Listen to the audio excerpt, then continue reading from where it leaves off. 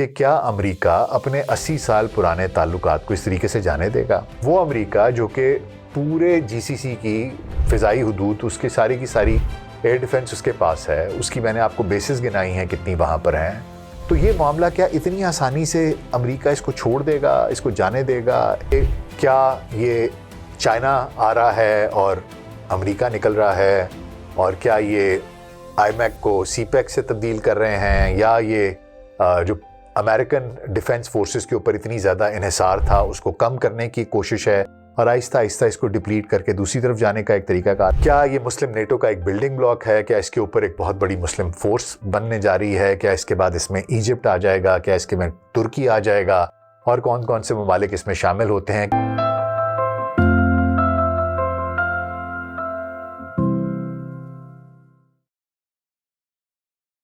Global search podcast doctor Nasir Baig کے ساتھ آپ کی خدمت میں حاضر ہیں۔ السلام علیکم۔ 17 ستمبر 2025 کو پاکستان اور سعودی عرب کے درمیان دستخط ہونے والا تاریخی باہمی معاہدہ، جسے SMDA strategic mutual defence agreement کہا جاتا ہے، اس معاہدے کے مطابق اگر ایک ملک پر حملہ ہوا تو وہ دوسرے ملک پر بھی حملہ تصور کیا جائے گا۔ یہ معاہدہ محض ایک دستاویز نہیں ہے بلکہ ایک اسٹریٹجک موڑ ہے جو خلیجی سلامتی، علاقائی توازن اور پاکستان کی دفاعی صلاحیتوں کو نئی جہت دے سکتا ہے۔ بین الاقوامی میڈیا میں بہت سی قیاس آرائیاں ہیں کہ کیا اسرائیل، ایران، یمن یا بڑی طاقتوں جیسے کہ امریکہ اور چین، یہ ان سے کچھ جڑا ہوا ہے، ان سے کوئی تعلق ہے؟ کیا یہ سعودی عرب کو ایک نیوکلیئر امبریلا فراہم کرتا ہے؟ اور امریکی سینٹ کام جس کے کہ خلیجی فضاؤں پر گرفت ہے، اس کے علاوہ امریکی وہاں پر اڈے ہیں، ایک 80 سالہ پرانا، جو کہ میں نے اپنی پچھلی پوڈ کاسٹ میں آپ کو بتایا تھا کہ سارا تناظر کہ کس طریقے سے یہ پورے کا پورا جو ایک نظام ہے امریکہ کا اور گلف سٹیٹس کا جو آپس میں ایک باہمی تعاون تھا، یہ کس طریقے سے چل رہا تھا، کہ کس طریقے سے آئل سپلائی کیا جاتا تھا، تیل سپلائی کیا جا رہا تھا، اس کی کہا تھا کہ جی سپلائی رکے گی نہیں، اور معاہدے جو کہ 1945 سے چلتے آ رہے تھے اس کے بدلے میں یہاں پر فوجی تھے، یہاں پر ان کو سیکیورٹی دی جاتی تھی، اور یہ اس کے بعد وہاں پر انویسٹمنٹس کرتے تھے۔ یہ ساری ڈیٹیل میری پچھلی ویڈیو میں موجود ہے، آپ وہ دیکھ سکتے ہیں۔ تو معاملہ یہ ہے کہ یہ کیا امریکہ ادھر سے نکل رہا ہے، چین یہاں پر آ رہا ہے، یہ بھی میں نے بات کی تھی کہ اس کا کردار کیا ہوگا۔ ان تمام پہلوؤں پہ ذرا گفتگو میں نے کہا کر لی جائے۔ بہت سے لوگوں نے بہت سے سوالات کیے تھے، بہت سے نیچے کامنٹس تھے، وہ میں پڑھ رہا تھا، تو میں نے سوچا کہ ایک فالو اپ کر لیا جائے تاکہ جو اس سلسلے میں شکوک و شبہات ہیں ان کو ایک دفعہ دور کر لیا جائے۔ بہت تحقیق اور ریسرچ کے بعد یہ ویڈیوز آپ تک لے کے آتے ہیں۔ اگر آپ کو ہمارا کنٹینٹ پسند آ رہا ہے تو ہمارے چینل کو سبسکرائب کیجئے، بیل آئیکن کو کلک کیجئے تاکہ آپ کوئی ویڈیو مس نہ کیجئے، اور اگر آپ UK، US، کینیڈا کے رہنے والے ہیں تو آپ ہمیں تھینکس کا بٹن پریس کر کے بھی اپریشیٹ کر سکتے ہیں۔ آپ کا بہت بہت شکریہ۔ تو سب سے پہلے اور سب سے اہم بات جو ہے وہ سوال یہ ہے کہ کیا SMDA سعودی عرب کے لیے ایک نیوکلیئر امبریلا فراہم کرتا ہے یا نہیں کرتا؟ سب سے امپورٹنٹ سوال یہ تھا۔ تو یہ بات واضح کرنا ضروری ہے جناب کہ پاکستان بین الاقوامی نیوکلیئر معاہدوں کا پابند ہے، جیسے کہ نیوکلیئر نان پرولیفریشن ٹریٹی ہے اور دیگر عالمی کنونشنز ہیں۔ یہ معاہدے پاکستان کو اپنا نیوکلیئر ہتھیار کسی دوسرے ملک کو دینے یا مشترکہ طور پر استعمال کرنے سے روکتے ہیں۔ لہٰذا جہاں تک مجھے سمجھ میں آتی ہے، یہ جو SMDA ہے یہ ایک روایتی کنونشنل دفاعی معاہدہ ہے، نیوکلیئر نہیں ہے۔ اس کا مقصد زمینی فوج، فضائی دفاع، انٹیلیجنس شیئرنگ اور مشترکہ تربیت جیسے شعبوں میں تعاون ہوگا، نہ کہ نیوکلیئر صلاحیتوں کا اس کی توسیع ہوگا، جو مجھے سمجھ میں آ رہی ہے بات، اور جو میں نے پڑھا ہے اور جو میں نے سمجھنے کی کوشش کی ہے۔ بین الاقوامی میڈیا اور سوشل میڈیا پر نیوکلیئر امبریلا، اس کی چھتری کے بارے میں بڑی باتیں ہو رہی ہیں، قیاس آرائیاں ہو رہی ہیں۔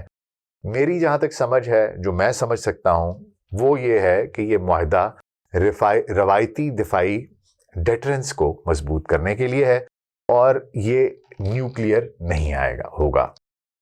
اب اس کے بارے میں حتمی طور پر میں کیوں کچھ نہیں کہہ رہا اور اپنی رائے کا اظہار کیوں کر رہا ہوں، اس کی وجہ یہ ہے کہ یہ زلمے خلیل زاد نے بھی اپنی ٹویٹ میں لکھا ہے کہ یہ بات سمجھنے کی ضرورت ہے کہ یہ ایگریمنٹ ہے، نہ کہ ایک ٹریٹی ہے۔ یعنی کہ ٹریٹی ایسی ہوتی ہے جس میں سے آپ یونیلیٹرلی نکل نہیں سکتے، ایگریمنٹ وہ ہوتا ہے جس میں سے کہ آپ یونیلیٹرلی نکل سکتے ہیں۔ دوسری بات یہ ہے کہ یہ معاہدہ کوئی ایسا معاہدہ نہیں ہے جو کہ پاکستان کی پارلیمنٹ سے، پھر سینٹ سے، کیبنٹ سے، ان سے منظور ہوا ہو، ایک پراپر ڈیو پروسیس سے گیا ہو، بہت سے لوگ ہوں جنہیں علم ہو کہ اس کے کمپوننٹس کیا ہیں، اس کا کانٹینٹ کیا ہے، کیا نکات ہیں، کس طریقے سے یہ ہوگا، nobody knows about it. ٹھیک ہے، اس لیے اس کے اجزاء جو ہیں وہ لوگوں کو معلوم نہیں ہیں، اور یہ basically this is some kind of an agreement which is between two states and it has been, the contents of this have been kept secret. وہ رازداری میں رکھے گئے ہیں، اور وہ کیا ڈیسیژن ہے یہ آہستہ آہستہ وقت کے ساتھ ساتھ چیزیں انفولڈ ہوتی جائیں گی اور ہمیں پتہ چلتا جائے گا. اب ایک چیز اور جس پہ بہت بڑا تذکرہ ہو رہا ہے وہ یہ ہے کہ جناب سعودی عرب اکیلا تو نہیں ہے. سعودی عرب تو گلف کوآپریشن کاؤنسل جو ہے GCC اس کا حصہ ہے، جس میں سعودی عرب ہے، متحدہ عرب امارات ہے، قطر ہے، کویت ہے، بحرین ہے، عمان ہے، یہ سب لوگ شامل ہیں. اب سوال یہ پیدا ہو رہا تھا کہ کیا یہ پاکستان کا جو معاہدہ ہے یہ باقی لوگوں کے ساتھ بھی ہو سکتا ہے؟ تو یہ وزیر دفاع نے بھی غالباً بات کی، اور جو ہمارے ڈپٹی پرائم منسٹر ہیں اسحاق ڈار صاحب، انہوں نے بھی اس قسم کی کوئی گفتگو کی ہے کہ ہاں جی ہم غور کر رہے ہیں اور یہ ہو سکتا ہے.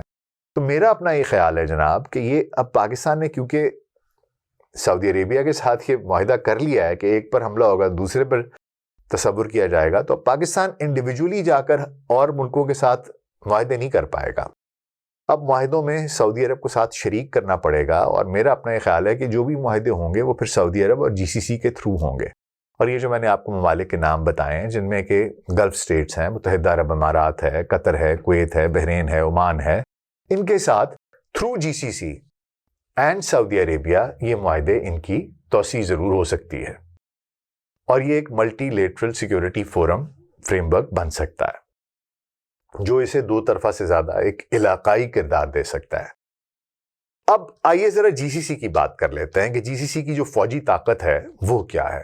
اب 2025 کے جو گلوبل فائر پاور انڈیکس ہے اس کے مطابق GCC کے فعال فوجی دستے تقریباً 4,50,000 ہیں، جن میں سے سعودی عرب کے 2,25,000، UAE کے 65,000 اور دیگر ممالک کے دستے بھی شامل ہیں.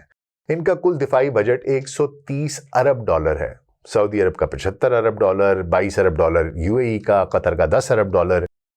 اب یہ ملا کے سارا $130 ارب بنتا ہے، اور اگر آپ اس کا موازنہ پاکستان کے ساتھ کریں تو ہمارا 2025-26 کا بجٹ جو ہے وہ $9 ارب تھا، تقریباً 2.55 ٹریلین روپے، جو GDP کا 1.97% بنتا ہے. اب اگر ہتھیاروں کی بات کی جائے تو GCC جدید ہتھیاروں سے لیس ہے. سعودی عرب کے پاس امریکی terminal high altitude area defence systems موجود ہیں جسے کہ تھاڈ کہتے ہیں. پیٹریٹ میزائل ڈیفنس سسٹمز کی 12 سے زائد بیٹریاں ہیں جو بیلسٹک میزائلز کو روکتی ہیں. UAE کے پاس تھاڈ کی 2 بیٹریاں ہیں، اور فرانسیسی کروٹیل سسٹم ہے. مجموعی طور پر GCC کے پاس 500 سے زائد ایئر ڈیفنس یونٹس ہیں، جن میں روسی ساخت کے پینٹسر S1 بھی ہے، چین کا HQ9 ہے، اور یورپی IRIS-T شامل ہیں. ہوائی طاقت میں سعودی عرب کے پاس 300 سے زائد F-15s ہیں اور ٹائفون جنگی طیارے ہیں، جبکہ UAE کے پاس 50 سے زائد F-35 اسٹیلتھ جیٹس ہیں. بحریہ میں 200 سے زائد جدید جہاز اور آبدوزیں ہیں، جن میں امریکی لٹرل کامبیٹ شپس اور فرانسیسی گوون کلاس کارویٹس بھی شامل ہیں. معاملہ یہ ہے کہ اب GCC کے پاس اتنی فوج بھی ہے، اتنا اکوپمنٹ بھی ہے، اور اتنا سوفسٹیکیٹڈ اکوپمنٹ بھی ہے، تو پھر پرابلم کیا ہے، کمزوری کیا ہے؟ اب ایک کانسیپٹ ہے جو کہتا ہے کہ it is not the gun but the man behind the gun that matters. کہ بندوق تو ظاہری بات ہے میٹر کرتی ہی ہے، اس کا تو معاملہ ہے ہی ہے، لیکن جس شخص نے بندوق تھامی ہے وہ بہت میٹر کرتا ہے. اس کی تربیت کیسی ہے، اس کا جنگی تجربہ کیسا ہے، اس کا لڑنے کا جذبہ کیسا ہے، یہ سب چیزیں بہت میٹر کرتی ہیں. مثال کے طور پر قطر کا علاقہ جو ہے وہ صرف 11,000 مربع کلومیٹر ہے، 40 کلومیٹر لمبا اور 20 کلومیٹر چوڑا. اب یہاں کوئی دفاعی لائن بنانا ویسی بڑا مشکل ہے، جنگی مشقوں کی کمی ہے، اور جغرافیائی حدود ان کی صلاحیت کو محدود کرتی ہیں. اب وہاں پر زمینی فوج سے زیادہ نیول فوج کی شاید ضرورت ہو، اور اسی طریقے سے ہر علاقے کی اپنی ایک پیکولیرٹی ہے. وہاں پر اس طرح کے ٹرینڈ سولجرز کا ہونا جو اس علاقے کے اندر اس ڈیفنس کو کیری آؤٹ کر سکیں، ان تمام ویپنز کو مؤثر بنا سکیں، یہ بہت ضروری ہے. تو جو اصل کمی ان کے پاس ہے وہ اس طرح کے مین بیہائنڈ دا گن کی ہے.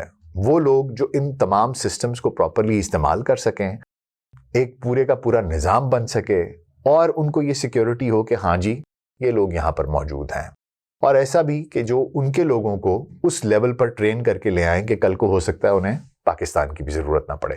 تو یہ ایک کہانی مجھے سمجھ میں آتی ہے۔ پاکستان کا کردار کیا ہے جناب، میں آپ کو بتاتا چلوں کہ ہماری جو فوج ہے وہ 6,50,000 فعال دستوں پر مشتمل ہے، جو افغانستان، کشمیر اور انسداد دہشت گردی کی لڑائیاں لڑ کے، جنگیں لڑ کے تجربے کار ہو چکی بھی ہے۔ ہمارے پاس 150 سے زائد GF-17 تھنڈر جیٹس ہیں، 600 الخالد ٹینکس ہیں، پھر چینی ٹائپ 054 آبدوزیں ہیں۔ پاکستان کا 80% فوجی سامان چینی ہے، جو ظاہری بات ہے چین کی پاکستان کے اندر ایک اسٹریٹیجک انویسٹمنٹ ہے، سی پیک ہے، جو کہ چائنا پاکستان اکنامک کوریڈور ہے، یہ سب چیزیں اس سے جڑی ہوئی ہیں۔ اب SMDA میں پاکستان اپنی زمینی فوج، فضائی دستے اور انٹیلیجنس مہارت فراہم کرے گا۔ ایک سمجھ لیجئے کہ ہم لوگ جن کا کہ میں نے آپ کو بتایا ہے کہ ہمارا جو بجٹ ہے وہ کتنا محدود ہے اور ان کا بجٹ اتنا زیادہ ہے، تو ہم کس طریقے سے، اب ہمارا 9 ارب ڈالر ہے، ان کا 120 ارب ڈالر ہے، اب وہ کس طریقے سے ہم ان کے ساتھ ایک کمپیٹیبلٹی جو ہے وہ کس طریقے سے ہوگی، یہ ایک دیکھنے کی ضرورت ہے۔ ہم وہاں پر اکوپمنٹ تو لے کے جا نہیں سکتے، ہمیں وہاں پر جو لے کے جانا ہے وہ کیا ہے، ہماری مین پاور ہے، مین آن بوٹس ہیں، ہماری مہارت ہے اور ہمارا تجربہ ہے کہ ہم نے اتنی جنگیں لڑی ہیں، اور خصوصی طور پر یہ جو مئی میں ہم نے ابھی ہندوستان کو پچھاڑا تھا، وہ ایک بہت بڑا فیکٹر ہے جس نے کہ پوری دنیا کا جو نقطہ نظر ہے پاکستان کے بارے میں اس کو تبدیل کیا ہے۔ اب ہم ان کو کیا دے رہے ہیں جو مجھے سمجھ میں آتی ہے وہ یہ ہے کہ جناب ایک تو یہ کہ ہماری کچھ فورسز کا حصہ وہاں پر مستقل طور پر موجود ہوگا۔ اس سے پہلے پاکستان کا ایک بریگیڈ تبوک میں موجود تھا، ایک آرمرڈ بریگیڈ تھا جو کہ بہت عرصہ وہاں پر رہا، غالباً 80s سے شاید وہاں پر تھا ایک آرمرڈ بریگیڈ۔ وہ بیسیکلی اسرائیل کو کاؤنٹر کرنے کے لیے اور اس وقت وہاں پر موجود تھا اور وہاں پر رہا اور بہت عرصہ وہاں پر رہا، اور اس کے بعد پھر جب امریکی مداخلت ہوئی تو انہوں نے کہا جی آپ کی ضرورت نہیں ہے، اور پھر ان کو واپس بھیج دیا گیا، بہت لیٹ تک وہاں پر رہا۔ تو پاکستان آلریڈی پہلے تجربہ رکھتا ہے وہاں پر، پھر ہمارے ٹرینرز وہاں پر جاتے رہے ہیں، ان کو ہم ٹریننگ دیتے رہے ہیں۔ پاکستان کے پاس ایک تجربہ ہے۔ پاکستان ابھی بھی یہی ہوگا کہ ہمارے کچھ لوگ، کچھ بحریہ، کچھ فضائیہ، کچھ ہو سکتا ہے بحریہ بھی، یہ وہاں پر موجود ہوگی کہ اگر ان کیس کوئی امیجیٹ تھریٹ آتی ہے تو اس کو وہ کاؤنٹر کر سکیں۔ اس کے علاوہ انٹیلیجنس کے کچھ ٹینٹیکلز وغیرہ بھی موجود ہوں گے۔ تو یہ اس طریقے سے سارے کا سارا معاملہ چلے گا۔ اکوپمنٹ جو ان کا ہے اس کے ساتھ بھی استعمال کیا اس کو بھی استعمال کیا جائے گا، کچھ شاید ہی اپنا لے کے جائیں، لیکن میجرلی جو مجھے لگتا ہے اکوپمنٹ ان کا ہوگا، ہمارے بندے جائیں گے۔ کیا میں نے کہا کیونکہ ایک فارمل اگریمنٹ نہیں ہے، سب کو پتہ نہیں ہے یہ کیا سارائیاں ہی ہیں کہ کس طریقے سے چلے گا۔ ایک تو یہ میں نے بتایا کچھ فورس وہاں پر موجود ہوگی جو امیجیٹ کسی بھی تھریٹ کو ہینڈل کر سکے۔ اس کے علاوہ ہمارے لوگ یہاں سے وہاں جائیں گے، ان کے لوگوں کو ٹرین کریں گے، ان کے اکوپمنٹ پہ ٹرین کریں گے، پلاننگ کرنا، ٹریننگ کی پلاننگ کرنا، ان کی فورس اپنی تیار کریں گے جو کہ اس طرح کا کوئی وقت آئے جو کہ ان کے لیے مشکل ہو، ان کو کوئی چیلنج ہو تو وہ خود بھی اس لیول پر آ جائیں کہ ان کو نیگوشیٹ کر سکیں۔ یہ پاکستان ٹیبل پر لے کے آ رہا ہے۔ اب سوال پیدا ہوتا ہے کہ جناب ہم تو ٹیبل پر یہ لا رہے ہیں لیکن سعودی عرب کیا لا رہا ہے؟ تو معاملہ یہ ہے جناب کہ ہمارا سب سے بڑا حریف ہندوستان ہے، اس کی فوج 14 لاکھ ہے، دفاعی بجٹ 78 ارب ڈالر ہے، اور اگر پاکستان اور بھارت کا اس طرح کا کوئی کانفلکٹ ہوتا ہے، کوئی جنگ ہوتی ہے، تو اس میں ہو سکتا ہے کہ تیل کی جو سپلائی ہے اس میں کچھ تاخیر ہو جائے، کچھ رکاوٹیں ہو جائیں، تو پاکستان کے لیے یہ ایک آسانی ہوگی کہ سعودی عربیہ پاکستان کو مالی امداد بھی کر سکتا ہے، دے سکتا ہے، اور ہمیں تیل کی بھی فراہمی کر سکتا ہے، لیکن ظاہری بات ہے اس کے پاس اس طرح فوج نہیں کہ وہ ہمارے پاس بھیجے گا۔ اب اگلا سوال جو بہت اہم تھا وہ یہ تھا کہ جناب کیا یہ جو معاہدہ ہوا ہے یہ اسرائیل کے خلاف ہے، اور قطر میں جو حالیہ بمباری ہوئی ہے اسرائیل کی جانب سے، اور کیا یہ اس کے نتیجے میں ہوا ہے؟ اور کیونکہ سوشل میڈیا پر یہ بہت سی قیاس آرائیاں ہو رہی تھی، میں نے بھی جو پہلا پروگرام کیا تو میں نے بھی یہی کہا تھا کہ جناب یہ اس کے بعد ایک معاملات چلے ہیں اور ان کو سمجھ آ گئی کہ یہ کہانی اس طریقے سے نہیں چلنے لگی۔ لیکن معاملہ کچھ ہوا ہے کہ جب آپ اس کو تھوڑا سا ڈیپلی سٹڈی کرتے ہیں تو اس طرح کے جو معاہدے ہیں نا وہ 2 دنوں میں ہوتے نہیں ہیں کہ 15 تاریخ کو وہاں پر سمٹ ہوا اور 17 تاریخ کو سگنیچرز ہو گئے۔ یہ ایک ایسی چیز ہے جو کہ بہت سوچی سمجھی ہے اور اس کے پیچھے کچھ سالوں کی محنت ہے۔ اس کے اوپر کام ہو رہا تھا، اس کے اوپر بات ہو رہی تھی، یہ 1 دن یا 2 دن کے اندر نہیں بنا۔ اس کے پیچھے کچھ فریم ورک ہے جو کہ کم از کم 1.5-2 سال، 2.5 سال، 3 سال کا کام ہے جو کہ ہوا ہے اس کے اوپر۔ اس کے بعد یہ ڈرافٹ اس کا تیار ہوا ہوگا، اس ڈرافٹ کے اوپر بات چیت ہوئی ہوگی، لیکن ہو سکتا ہے دونوں طرف سے کوئی ریلکٹنس ہو کہ ہم کریں، سائن نہ کریں، بہت سی چیزیں ہیں، معاہدے آپ کرنا چاہتے ہیں، ان کے ڈرافٹ تیار ہو جاتے ہیں، مسودے پڑے ہوتے ہیں، لیکن کوئی نہ کوئی چیز ایسی ہوتی ہے جہاں پر آ کر دونوں فریقین جو ہیں وہ گفتگو اس سے آگے نہیں چل رہی ہوتی، کوئی ڈاؤٹس ہوتے ہیں، کچھ ریزرویشنز ہوتی ہیں۔ مجھے لگتا ہے کہ یہ معاہدہ پہلے کا لکھا ہوا تھا، اس پہ بات چیت ہو رہی تھی، کچھ پوائنٹس ایسے تھے جن کے اوپر کچھ خدشات ہو سکتا ہے سعودی عربیہ کو ہوں، کچھ پاکستان کو ہوں، جس کی وجہ سے گفتگو جاری تھی۔ لیکن یہ جو واقعہ ہوا ہے، جو اسرائیل نے قطر کے اوپر حملہ کیا، اب یہ پہلی دفعہ تھا کہ GCC کنٹریز میں سے کسی کے اوپر اسرائیل نے براہ راست حملہ کیا ہے۔ تو یہ، اور وہ بھی کہاں پر، جہاں پر کہ العدید بیس ہے جو کہ اس خطے میں سب سے بڑی ایئر بیس امریکہ کی ہے، سینٹ کام کا ہیڈ کوارٹر ہے، ریڈارز لگے ہوئے ہیں، سب کچھ موجود ہے۔ تو یہ کہانی سمجھ میں آ جاتی ہے کہ یہ کہانی ہے کیا۔ اور میں یہ بھی دیکھ رہا تھا کہ آخر اگر اسرائیلی جہاز پہنچے ہیں قطر تک تو انہیں روٹ کیا اپنایا ہوگا۔ ایک تھیری یہ بھی ہے کہ وہ جو گئے ہیں وہ سعودی عربیہ کے اوپر سے گئے ہیں، اور اس کے بعد انہوں نے وہاں پر جا کر قطر میں وہ اٹیک کیا ہے، اور اس کے بعد اسی العدید بیس سے امریکہ کے ریفیولر جیٹس اڑے ہیں، جنہوں نے اڑ کر ریفیول کیا ہے اسرائیلی جہازوں کو، اور اس کے بعد ریفیول کرنے کے بعد واپس قطر میں اسی العدید بیس کے اوپر وہ لینڈ کر گئے ہیں، اور اسرائیلی جہاز دوبارہ سعودی عربیہ سے ہو کر اڑ کے اوپر سے اڑتے ہوئے واپس چلے گئے ہیں۔ تو وہ سمجھ رہے ہیں کہ کہانی کیا ہو رہی ہے۔ یہ ایک this is one of the theories جو کہ میں نے پڑھی ہیں۔ اب یہ کس حد تک درست ہے، کس حد تک نہیں ہے، اس کے اوپر تو شاید کوئی تحقیق ہو، اور شاید جاننے والوں کو پتہ ہو، وہ بات نہیں کرنا چاہتے، لیکن کہانی کچھ اسی طرح کی مجھے سمجھ میں آتی ہے کیونکہ روٹ یہ بنتا ہے۔ تو جناب میں جو بات کر رہا تھا کہ یہ ایسا نہیں ہے کہ یہ 1 دن میں ہوا ہے، یہ جو وہاں پر حملہ ہوا ہے، it has worked as a catalyst, اور انہوں نے ڈیسائیڈ کیا ہے کہ یہ ہم اس کو وہ کر لیتے ہیں۔ ہارورڈ کے جو بیلفر سینٹر ہے اس کی رپورٹ بھی یہی کہتی ہے کہ یہ جو معاہدہ ہوا ہے یہ اس کے پیچھے وقت لگا ہے۔ اب جب اس کے پیچھے وقت لگا ہے تو یہ ایک اور چیز بھی یہ بتاتی ہے کہ یہ ڈائریکٹلی اسرائیل کو اس کے خلاف نہیں ہے، اور یہی جو بیلفر سینٹر کی رپورٹ ہے وہ بھی یہی کہتی ہے کہ یہ کسی ایک ملک کے یا کسی ایک ملک کے خلاف نہیں ہے، یا کسی ایک واقعے کے رد عمل میں نہیں ہوا۔ یہ ایک مجموعی ڈیٹرنس کے لیے بہت دیر سے کام ہو رہا تھا، اور اس وقت اس لیے کیا گیا کیونکہ اس وقت ضرورت محسوس کی گئی ہے کہ اب ہائی ٹائم ہے، let's do something and let's get done with it. اب بات یہ آ جاتی ہے جناب کہ اگر یہ ان کے خلاف نہیں ہے تو یہ کن کے خلاف ہے؟ بات یہ حضور کہ یہ اوور آل بہت سے لوگ نا کیا سرائیاں کر رہے تھے، مجھ سے بھی نیچے لوگوں نے کامنٹس میں بڑی باتیں کی ہوئی تھیں کہ جی یہ تو ایران کے خلاف ہے، یہ تو یمن کے خلاف ہے، کیونکہ یمن نے ان کے اوپر کچھ فائر کیے تھے 1-2 دفعہ، اور وہ امریکی اس کے اوپر بے بس دکھائی دیے تھے، انہوں نے کچھ نہیں کیا تھا۔ اور پھر یہ بھی کہا جاتا ہے کہ MBS نے، محمد بن سلمان نے امریکہ سے 3 چیزیں مانگی تھی، ایک تو یہ کہ ان کو سیکیورٹی گارنٹی دی جائے، دوسرا ان کو F-35 دیے جائیں، اور تیسرا انہوں نے کہا تھا کہ ہمیں ہمارے پیسفل یوز کے لیے نیوکلیئر پلانٹس دیے جائیں، نیوکلیئر وہ دی جائے، ٹیکنالوجی دی جائے۔ اور یہ ظاہری بات ہے کھٹاس میں پڑا ہوا تھا معاملہ، چل رہا تھا نہیں چل رہا تھا، یہ کہانی ابھی التوا میں تھی۔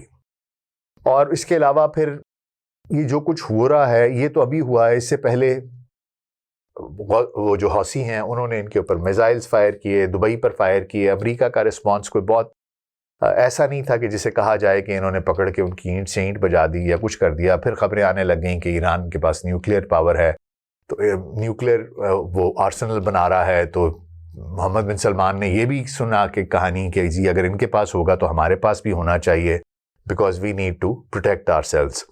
اب یہ ایک جو آپس کا ماحول ہے، اور بہت سے لوگوں کا یہ خیال تھا، میں نیچے کامنٹس پڑھا تھا تو لوگ کہہ رہے تھے بھائی آپ جا تو رہے ہیں لیکن آپ ایران کے خلاف ہو گیا تو کیا کریں گے، آپ یمن کے خلاف ہو گیا تو کیا کریں گے، یہ صرف اسرائیل کی طرف ڈائریکٹڈ تو نہیں ہے۔ اور پھر یہ جو ہارورڈ اس کی رپورٹ ہے وہ بھی یہی کہہ رہی ہے کہ یہ ایک ملک کے خلاف نہیں ہے، تو کہانی ہے کیا؟ دیکھیے اس کو دیکھنے کے دو نقطۂ نظر ہیں. ایک نقطۂ نظر یہ ہے کہ واقعی میں یہ اسرائیل کے خلاف نہیں ہے اور تو ایران اور یمن کے خلاف ہے.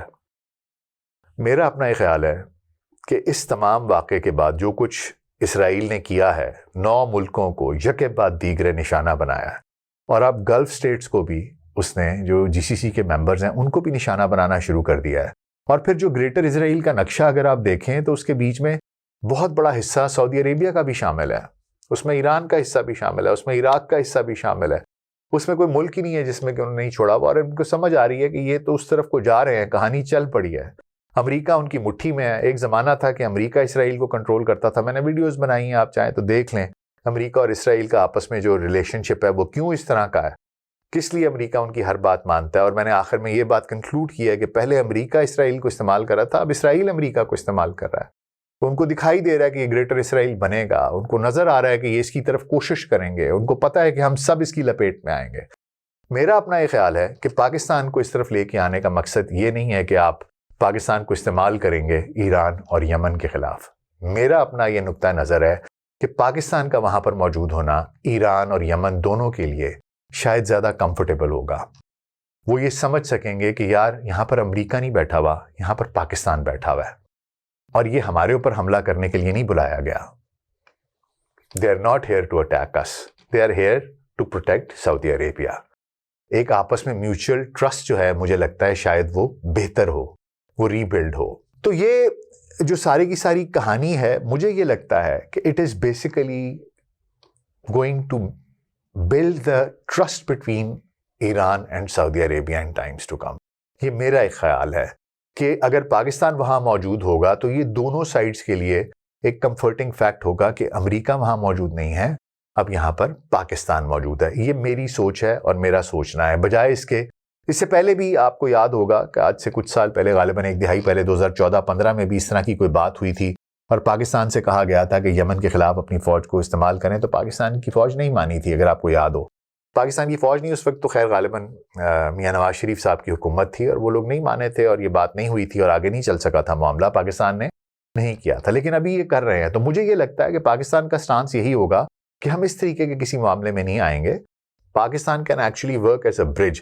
پاکستان کا یہ جی سی سی کے ساتھ یا سعودی عربیہ کے ساتھ ابھی یہ معاہدہ ہوا ہے، مجھے یہ لگتا ہے شاید یہ ایک پل کا کام کرے ایران اور یہ گلف سٹیٹس کے درمیان. بہرحال کیا ہوتا ہے کیا نہیں ہوتا یہ تو آنے والا وقت ہی ہمیں بتائے گا. اب آئیے ذرا بات کر لیتے ہیں کہ امریکہ کی پریزنس جو کہ پچھلے 80 سال سے یہاں پر موجود ہے وہ کتنی سٹرونگ ہے. دیکھیے سینٹ کام جو ہے نا، جو سینٹرل کمانڈ ہے، وہ پورے طریقے سے یہ خطہ، خلیجی خطہ، چاہے فضائی طور پر ہو چاہے زمینی طور پر ہو، یہ امریکہ کی گرفت میں، اور امریکہ اس کو کنٹرول کرتا ہے. ٹھیک ہے. جی سی سی میں 40 سے 50 ہزار فوجیوں کی نگرانی کرتا ہے. کس طرح میں بتا دیتا ہوں. بیسز کون کون سی ہیں؟ العدید ایئر بیس ہے جس کی کہ 10,000 فوج ہے. ٹھیک ہے جی. اس میں E3 سینٹری ایویکس ہیں، RQ-4 گلوبل ہاک ڈرونز ہیں. اس کے علاوہ بحرین میں نیول سپورٹ ایکٹیویٹی ہے جہاں پر 5,000 نیول فورس ان کی موجود ہے. US امبیسڈر لنکن جو ہے وہ کیریئر گروپ کی میزبانی یہ کرتے ہیں. اس کے بعد کویت کے کیمپ عرفجان میں ادھر یہاں پر 13,000 فوجی ہیں. M1 ایبرامس ٹینکس ہیں، اپاچی ہیلی کاپٹرز ہیں. UAE میں ان کا الدافر ایئر بیس ہے جہاں پر 3,000 فوجی ہیں. F-35s ہیں، MQ-9 ریپر ڈرونز ہیں. سعودی عرب میں پرنس سلطان ایئر بیس ہے جہاں پر 2,000 فوجی ہیں. پیٹریٹ سسٹمز لگے ہوئے ہیں. یہ بیسز خلیجی فضاؤں پر امریکی گرفت رکھتی ہے جو کہ تھارڈ، پیٹریٹس اور ایویکس سے لیس ہیں. اب معاملہ کچھ یوں ہے کہ کہانی کچھ اس طریقے سے بن رہی ہے کہ جناب بیسیکلی ایک پیکٹ سائن ہوا تھا. ایک بیلٹ اینڈ روڈ انیشیٹو کے مقابلے میں نا ایک اور کوریڈور بنانے کا فیصلہ کیا گیا تھا جس میں India, middle east, Europe economic corridor, اس کو IMEC کا نام دیا گیا تھا. اور 2023 میں امریکہ، اسرائیل، سعودی عرب اور بھارت نے یہ شروع کیا تھا کیونکہ آپ کو پتا ہے کہ یمن کے پاس باب المندب آبنا ہے، باب المندب اسٹریٹ ہے. ٹھیک ہے. یہ بیسیکلی یمن، عرب پیننسولا والی سائڈ پہ، اور جبوتی جو ہے اس کے درمیان ہارن آف افریقہ کے بیچ میں ہے، اور یہ کنیکٹ کرتا ہے ریڈ سی کو گلف آف عدن سے. ٹھیک ہے. بعد پھر آگے ایکسٹینشن کرتی ہے اس کی انڈین اوشن کے ساتھ. اب معاملہ کچھ یوں ہوا کہ یہ چاہتے تھے کہ اس کو بنائیں لیکن یہ نہیں بن سکا، اس نے تو ڈے آف لائٹ ہی نہیں دیکھی، اور بہت بات ہوتی رہی کہ یہ ہوگا سعودی عرب، اور پھر یہ یمن میں کیونکہ عدم استحکام رہا اور یمن میں ہی وہ لوگ اس چیز کو کنٹرول کرتے ہیں، اس پورے کوریڈور کو، اسی کی وجہ سے معاملات یہ اس کے آگے نہیں چل سکے۔ اور پھر 2015 میں جی سی سی نے یمن پر حملہ کیا، پھر یہی جو میں بات آپ کو بتا رہا تھا کہ پاکستان سے انہوں نے کہا کہ آپ شامل ہوں تو ہم نہیں ہوئے تھے، تو یہ معاملہ اس طریقے سے گڑبڑ چلتا رہا ہے۔ تو جناب معاملہ کچھ یوں ہے کہ ایک تھیری یہ کہتی ہے کہ جناب اب سعودی عربیہ یہ سوچ رہا ہے کہ وہ آئی میک کو سی پیک سے ریپلیس کر دے اور چائنا کے ساتھ قربتیں بڑھائی جائیں، جیسا کہ ایک پہلے تاثر تھا کہ جناب چائنا جو ہے اس کو کسی طریقے سے اس کے ساتھ تعلقات کو بڑھایا جائے، کیونکہ امریکہ جو کچھ بجائے میں نے آپ کو بتایا 3 چیزیں مانگی تھیں محمد بن سلمان نے کہ مجھے سیکیورٹی گارنٹیز دے دو، F-35 دے دو، مجھے ایک نیوکلیئر پلانٹ چاہیے جو کہ میں پیس پرپسز کے لیے استعمال کر سکوں، کچھ ان کے تحفظات تھے۔ پھر جیسا میں نے آپ کو بتایا کہ ماضی میں یمن کے ساتھ ان کا معاملہ ہوا، اس میں بھی کوئی خاص معاملہ نہیں، امریکہ کی طرف سے کوئی خاص ری ایکشن نہیں آیا۔ پھر اس کے بعد ابھی قطر والا معاملہ آیا تو اس میں بھی ایسا لگتا ہے کہ جیسے بہت ٹھنڈا سا ریسپانس ہے، اور ابھی پھر ایک قرارداد کو ویٹو کیا گیا ہے یونائٹڈ نیشنز کی سیکیورٹی کاؤنسل میں امریکہ کی جانب سے۔ تو یہ کہانی ساری کی ساری، ایک لوگ یہ کہہ رہے ہیں کہ جناب شاید ایک ٹلٹ آ رہا ہے امریکہ سے چین کی طرف، اور میں نے بتایا آئی میک آگے نہیں چل رہا تھا، تو شاید ایک تجارتی تعلق بھی بن رہا ہے اور شاید ایک دفاعی تعلق بھی بن رہا ہے جس میں پاکستان ایک کردار ادا کرے گا فرنٹ لائن کا، اور شاید اس پائپ لائن کے ذریعے آپ جو پیچھے ہے وہ چائنا ہوگا، کیونکہ پاکستان کا 80% جو دفاعی ساز و سامان ہے وہ چین کی طرف سے آتا ہے۔ تو یہ ایک تھیری یہ کہلاتی ہے، لیکن اب معاملہ یہ ہے حضور کہ کیا امریکہ اپنے 80 سال پرانے تعلقات کو اس طریقے سے جانے دے گا؟ وہ امریکہ جو کہ پورے جی سی سی کی فضائی حدود، اس کی ساری ایئر ڈیفنس اس کے پاس ہے، اس کی میں نے آپ کو بیسز گنائی ہیں کتنی وہاں پر ہیں، تو یہ معاملہ کیا اتنی آسانی سے امریکہ اس کو چھوڑ دے گا، اس کو جانے دے گا؟ دنیا کا سب سے بڑا تیل کا ذخیرہ جس جگہ پر ہے، کیا امریکہ وہاں سے اٹھ کر خاموشی سے چلا جائے گا؟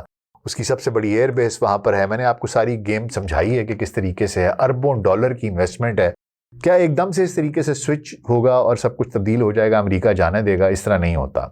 آپ کو ویسے ایک تناظر بتا دوں کہ امریکہ کی پوری دنیا میں 750 سے زیادہ بیسز ہیں، جبکہ چائنا کی صرف 2 ہیں، تو یہ آپ کو بتاتا ہے کہ امریکی اور چائنیز دونوں کتنا مختلف طریقے سے سوچتے ہیں۔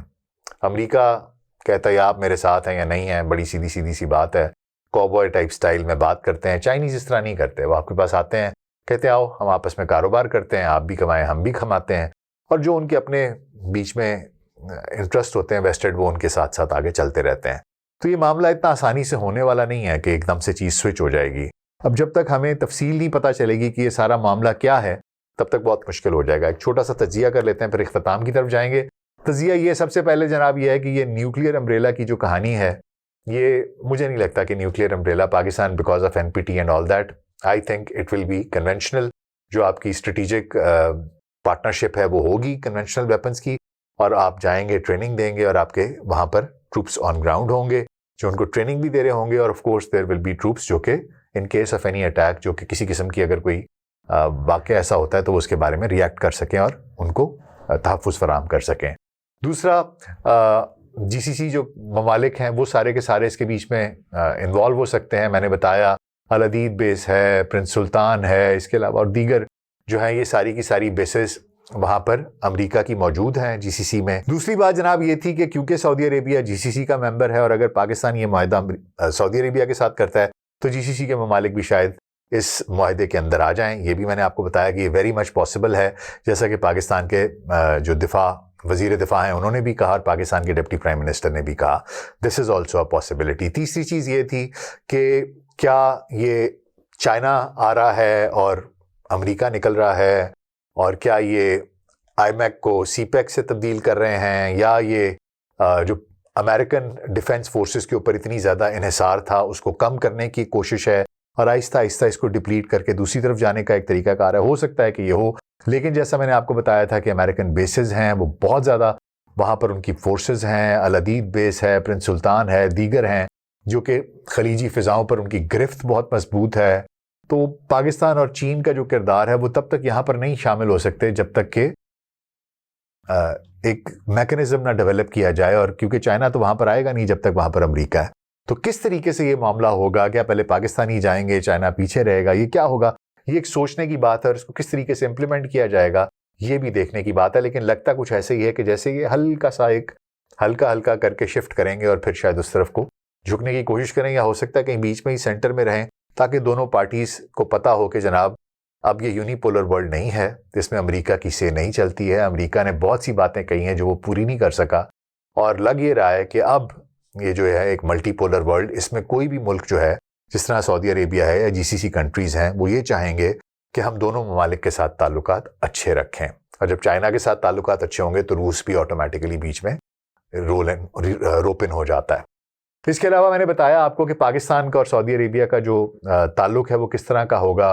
وہ پاکستان جو ہے وہ آپ نے مین پاور دے گا، بوٹس آن گراؤنڈ ہوں گے، ہمارے پائلٹس جا سکتے ہیں، ہماری بحریہ جا سکتی ہے، F-17 تھنڈرز جا سکتے ہیں، ٹینکس جا سکتے ہیں، آپ دوزیں بھی ہو سکتا ہے جائیں، لیکن زیادہ تر اکوپمنٹ ہو سکتا ہے کہ ادھر سے آئے، ہماری مین پاور جائے جو جا کر وہاں پر ان کا دفاع کرے، ان کو استعمال کرے، اور ساتھ ساتھ ان کے بندوں کو ٹریننگ بھی دے. یہ مجھے ساری کی ساری کہانی ہے جو کہ ہم نے اس میں بات کی. اور یہ بھی میں نے آپ کو بتایا کہ پہلے ہمارا تبوک میں ایک بریگیڈ ہوا کرتا تھا، اس لیے وہاں پر جانا ہمارے لیے کوئی نئی چیز نہیں ہے. ہمارا ان کے ساتھ ایک جذباتی تعلق بھی ہے، ایک روحانی تعلق بھی ہے. اس سرزمین کے ساتھ کوئی بھی مسلمان ہو، اس کا ایک تعلق ہے. اس کے بارے میں سوچ کر، اس کے بارے میں بات کر کے ہمارے جذبات ہی مختلف ہو جاتے ہیں. تو وہ بھی ایک بہت بڑا فیکٹر ہے. اور ہماری فوج وہاں پر پہلے میں نے بتایا رہ چکا ہے ایک بریگیڈ وہاں پر، آرمرڈ بریگیڈ تبوک میں 1980 سے لے کے آگے تک. اور اس کے بعد پھر یہ ہے کہ ہم ٹریننگ کے لیے بھی جاتے رہے ہیں، باقی بھی معاملات کے لیے جاتے رہیں. اس لیے میرا یہ خیال ہے کہ یہ معاملات آسانی سے ہو سکیں گے، لیکن امریکہ کا فیکٹر بیچ میں بہت بڑا ہوگا. دنیا تبدیل ہو رہی ہے. میں آپ کو یہ گارنٹی دیتا ہوں کہ اگلے 3 سال میں دنیا بہت مختلف ہو جائے گی، شاید اس سے بھی پہلے. اور اقبال کا ایک شعر تھا کہ آنکھ جو کچھ دیکھتی ہے لب پہ آ سکتا نہیں، محو حیرت ہوں کہ دنیا کیا سے کیا ہو جائے گی. کیا یہ مسلم نیٹو کا ایک بلڈنگ بلاک ہے؟ کیا اس کے اوپر ایک بہت بڑی مسلم فورس بننے جا رہی ہے؟ کیا اس کے بعد اس میں ایجپٹ آ جائے گا؟ کیا اس کے میں ترکی آ جائے گا؟ اور کون کون سے ممالک اس میں شامل ہوتے ہیں؟ کیا اس کی وجہ سے ایران کے ساتھ تعلقات کم ہوں گے، کیپ برج ہوگا، یا دوریاں بڑھیں گی؟ یہ بھی دیکھنے کی بات ہے. لیکن کہانی بہت دلچسپ ہونے جا رہی ہے اور آسان نہیں ہوگی. پاکستان کے لیے بھی یہ کام آسان نہیں ہوگا. امریکہ بگرام بیس لینے کے دوبارہ چکر میں ہے، وہ دوبارہ اس خطے میں انٹری مارنے کے چکر میں ہے. اس کی طالبان کے ساتھ کیا ڈیل ہوتی ہے یہ بھی بہت ایک انٹرسٹنگ فیکٹر ہوگا. لیکن پاکستان ایک میجر پلیئر، ایک مین پلیئر کے طور پر پوری دنیا کے اندر ایک دفعہ پھر سے فعال ہو چکا ہے. انڈیا کے لیے بہت زیادہ پریشانی ہے، سبکی ہے، ان کو سمجھ نہیں آ رہی سعودی عربیہ کے ساتھ اپنے تعلقات کو کیسے دیکھیں. دوسرا، چابہار میں جو ایران کے اوپر سینکشنز لگی ہوئی تھیں، اس کو چابہار کو امریکہ نے ویور دیا ہوا تھا، وہ بھی انہوں نے ختم کر دیا ہے. تو اس وقت تو وہاں صف ماتم بچھا ہوا ہے. یہ ایک نیا برتھ ڈے کا گفٹ ہے جو کہ مودی کو دیا گیا ہے اس کی 75ویں سالگرہ پر. لیکن پاکستان جہاں آپ کے پاس اپرچونٹیز ہیں، وہیں ساتھ ساتھ آپ کے لیے بہت زیادہ خطرات بھی ہیں. آپ نے بہت دھیان سے چلنا ہے، ایک ایک قدم پھونک کر رکھنا ہے. آپ کو پتہ ہے کتنا سینسٹیو میٹر ہے. اگر ایران بھی ہے، اگر حوثی بھی ہیں، وہاں پر امریکہ بھی ہے، وہاں پر چائنا بھی ہے، وہاں پر سعودی عربیہ بھی ہے، آپ کا اپنا ملک بھی ہے، اور آپ کا دیرینہ دشمن ہندوستان بھی ہے. تو آپ نے یہ سارے معاملات کو، سارے فیکٹرز کو لے کر آگے چلنا ہے. آئی ہوپ کہ ہمارے پالیسی میکرز یہ ساری کی ساری چیزیں خیال میں رکھ کر یہ تمام اقدامات کریں. آج کا پروگرام اتنا ہی. اپنا بہت خیال رکھیے گا. شکریہ.